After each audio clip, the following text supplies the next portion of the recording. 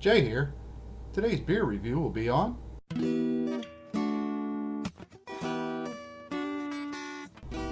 What's up, beer lovers? Jay here. Tonight I have a beer from Great Lakes Brewing called Silver and Gold IPL. Now, as far as I know, there could be a few more of these floating around, but this is a fairly new style of beer. India Pale Lager. They take a really hopped up, stronger beer, and instead of using ale yeast to make it an India Pale Ale, they use lager yeast, lagered out.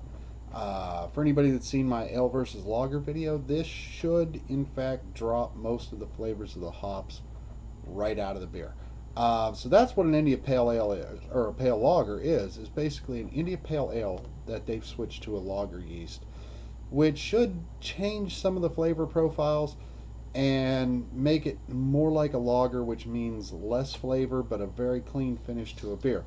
Sam Adams tried one of these this year. It was called their Double Agent IPL. I had it, was okay with it. It was neither good nor bad. It was just kind of in the middle. It was a drinkable beer, but it lacked a lot of flavor and things.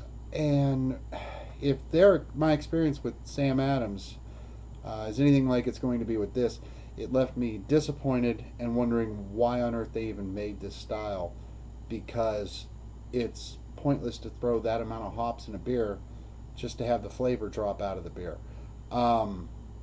So anyway, let's find out if Great Lakes, Cleveland's brewery, did it any better than Sam Adams did.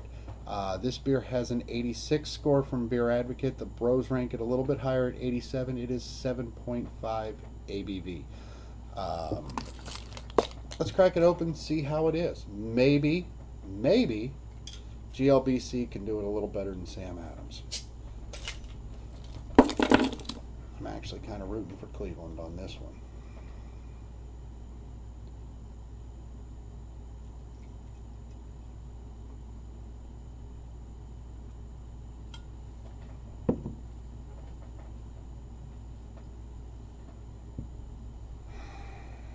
You know what? It smells like a lager. A really good, well-crafted lager. It doesn't smell like Budweiser or any of the typical American lagers. There's a nice malty smell to this. Little or no hop aroma present at all, which should be expected. But the beer is remarkably clear, as it should be for a lager. Pretty much everything has settled out of this beer. That's the point of lagering a beer. And there's almost a stale bread note on the nose to this beer. And that's about it. It's a malty sweetness with a little bit of bready yeastiness, just like a stale bread aroma. It's quite pleasant. It smells like this should be a really good, clean, easy drinking beer, and we're going to find out if that's the case.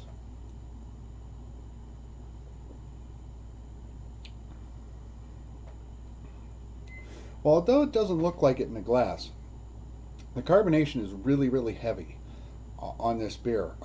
As soon as you put it in your mouth, it explodes with bubbles. And unfortunately, they just don't carry a lot of flavor. There's a lot of caramel sweetness to it, and there's a nice, very well balanced bittering backbone to this beer. And that's it. The hop flavor, the hop aroma is gone. And I'm going to just go out on a limb here with this and say that IPL is such a misnomer for a name of a beer that it should be dropped entirely. This beer should be called a Imperial Pilsner or an Imperial Dortmunder or something along those lines. It's a very good, well-crafted lager. But to put the IP in front of it, the India Pale, I mean, it really just doesn't fit. You don't get what you're expecting out of the glass into your palate. Great beer. I could drink this from now till the sun goes down. No problem. But, boy, the name just throws you for a loop. You're expecting something big, hoppy, robust, something you can really enjoy. Nice but instead you get a very well crafted lager. Nothing wrong with the beer. It's a wonderful, wonderful beer. It's the name. Change the name. Cheers. Have a good night.